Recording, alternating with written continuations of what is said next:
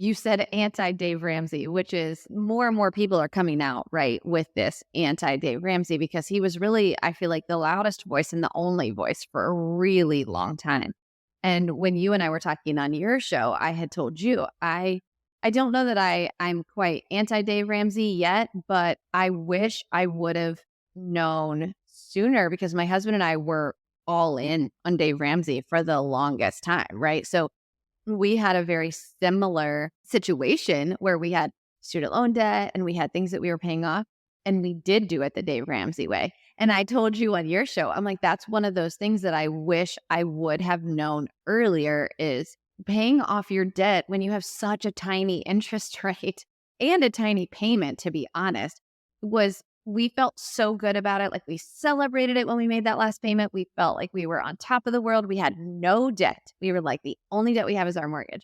And we felt so proud of that for so long. And now I look back and I think, if we would have known, which listen, we didn't, no regrets, right? You learn as you go. But for anybody that's listening, I think it's important to understand good debt. Like there can be good debt and leveraged debt, right? To help you make more money.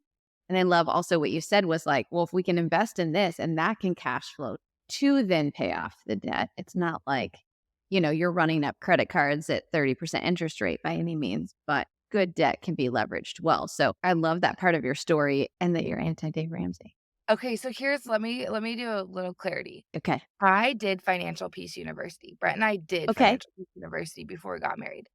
Which is Dave I Ramsey's am program for right. anybody that doesn't know that. Okay, Yeah. yes. Yes, sorry. So, when I say I'm anti Dave Ramsey, first of all, you gotta have those sharp things in your marketing that, like, just makes Right. people go, "What the heck?" I Yeah. am not fully anti Dave Ramsey. Here's my thing.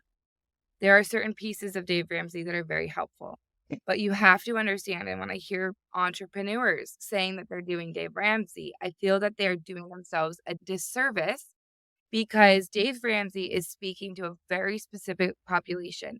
He's speaking to people who are 9 to 5. There's nothing wrong with that, but they have a very fixed salary. And so when I teach budgeting, I teach that as entrepreneurs, we have two levers. And the same thing is true at the end of a budget. We need to have excess. If we don't have excess, then we can't strategize towards your financial goals of retirement and savings and debt and lifestyle increase Right. and all those things that I teach. But Dave Ramsey teaches there's one lever. And the one lever is you have to cut your expenses. You have to spend less. That's how we create the excess. And I believe that that is not the situation of the entrepreneur because we have two levers. And the other lever we have is just go make more money. That's a very, very different type of person that needs to be doing and learning from a different financial educator because of that. Yeah. And I believe from an energetic mindset perspective that the lever of spending less is more of a negative energy. It's more restrictive. It's a little more fear-based. It can bring up a lot more of that limiting thing.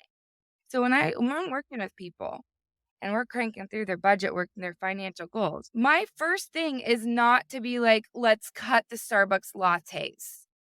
It's not actually going to move Right. the needle. And I'm like, we're tripping over dollars to save pennies Yes. here. And it's like for the woman who can just go land another client and make another grand, why are we focusing on cutting your Starbucks lattes? Right. I So love that. that is my perspective specifically when it comes to Dave Ramsey.